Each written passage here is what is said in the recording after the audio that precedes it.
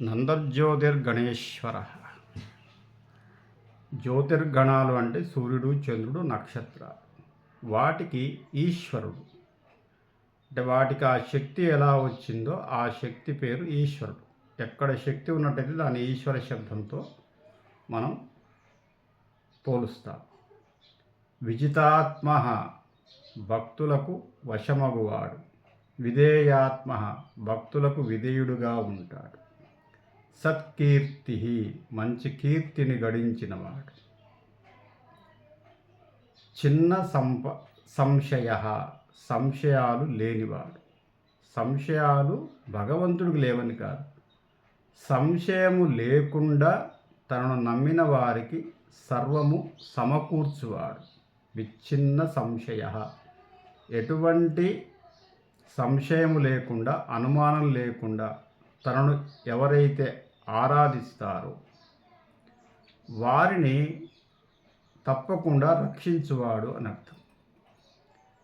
దైవం యొక్క నమ్మకంలో సంశయము ఉండరాదు. ఎవరైతే మనసా వాచా కర్మణ దైవత్వాన్ని నమ్మి ఆయన స్తుతి చేస్తారు, ప్రేయర్ చేస్తారు, లేదా పారాయణం చేస్తారు, స్తోత్రం చేస్తారు, వాళ్ళందరికీ కూడా ప్రయోజనాన్ని కలిగించువాడు. ప్రకృతి ఇచ్చేటటువంటి ప్రయోజనము మానవుడికి జీవనాధార ప్రయోజనమే ప్రకృతి ఇస్తుంది. అదే భగవంతుడు ఇచ్చేటటువంటి ప్రయోజనం. నమ్మిన వారికి తప్పకుండా ఇచ్చువాడని అర్థం. విచ్ఛిన్న సంశయ అయితే భగవానుడి యొక్క రూపం ఏదైతే మనం అనుకున్నామో ఆ రూపంలో మనకు భగవద్ దర్శనం కాకపోవచ్చు. జ్యోతి స్వరూపుడు అనుకున్నాం కాబట్టి జ్యోతి స్వరూపేంటో భగవానికి మరి ఆకారం ఆపాదింపబడింది, వర్ణింపబడింది. వేదము కూడా భగవానుడు ఇలా ఉంటాడు, ఆ భగవానుడి యొక్క అవతారాలే అని చెప్పేసి విష్ణు అవతారాలు మనకు 10 అవతారాలు ఉన్నాయి. భగవద్ అంశలో జన్మించినటువంటి వారు భగవత్ స్వరూపుడు వారు.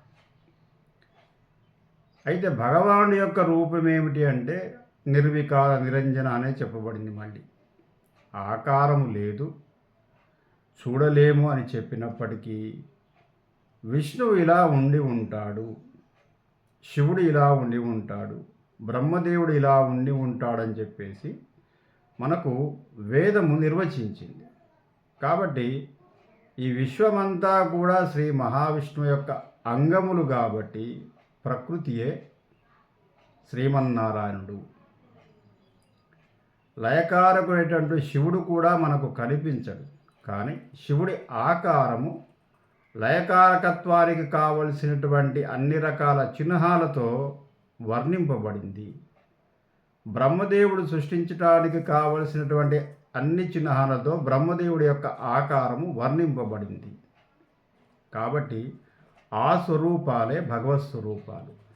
వాటిని ఆరాధించిన భగవంతుణ్ణి ఆరాధించినట్టే, లేదా ప్రకృతిని ఆరాధించిన భగవంతుణ్ణి ఆరాధించినట్టే. స్వస్తి ప్రజాభ్య.